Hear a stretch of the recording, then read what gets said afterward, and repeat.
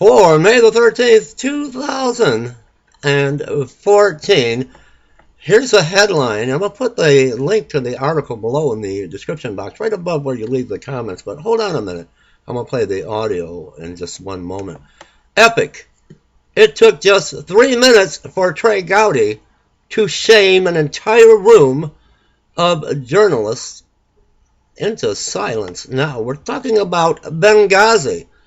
Benghazi, Trey Gowdy turned the tables and asked the media the questions they won't ask themselves. Again, I'll provide you with a link below. Congressman Trey Gowdy turned the tables on the media and asked them questions about Benghazi. The silence was deafening. Now, what's all this talk about Hillary Clinton? All of a sudden, she's incapacitated. The cover-up continues, but let's listen. Let's listen to what Trey Gowdy had to say. Have a listen. Thank you, Jimmy. We will not waver in our commitment to see that justice is done for this terrible act in Benghazi. And make no mistake, justice will be done. That was the President of the United States over a year ago. We're investigating exactly what happened. But my biggest priority now is bringing those folks to justice. That was the President of the United States over a year ago. No one has been arrested. No one has been prosecuted. No one has been brought to justice. We don't even have access to the witnesses. You and the media were good enough for my 16 years as a prosecutor not to tell me how to do my job. And so far in Congress, y'all have been good enough not to tell me how to do my job. I'm not telling you how to do your job.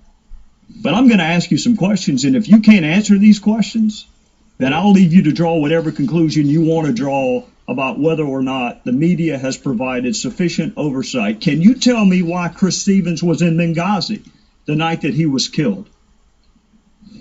Do you know? Wow. Does it bother you whether or not you know why Chris Stevens was in Benghazi? Do you know why we were the last flag flying in Benghazi after the British had left and the Red Cross had been bombed? Do you know why requests for additional security were denied? Do you know why an ambassador asking for more security days and weeks before he was murdered and those requests went unheeded? Do you know the answer to why those requests went unheeded?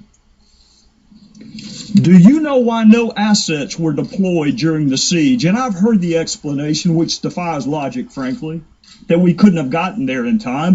But you know, they didn't know when it was going to end. So how can you possibly cite that as an excuse?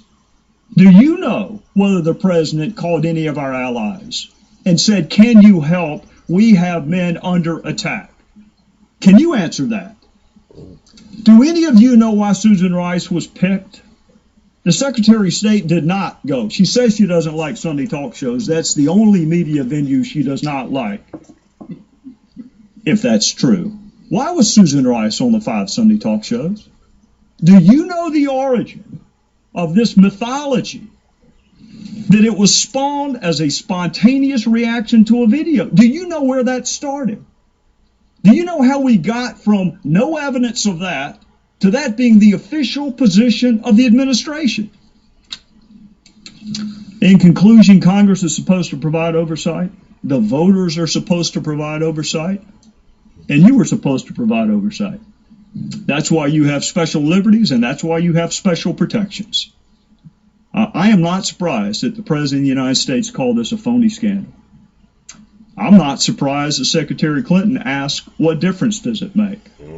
I'm not even surprised that Jay Carney said Benghazi happened a long time ago. I'm just surprised at how many people bought it. Amen. And I'm surprised why Barack Obama has not yet been impeached. Why the American people have stood idly by and not sounded their voice. Why is this man still in office?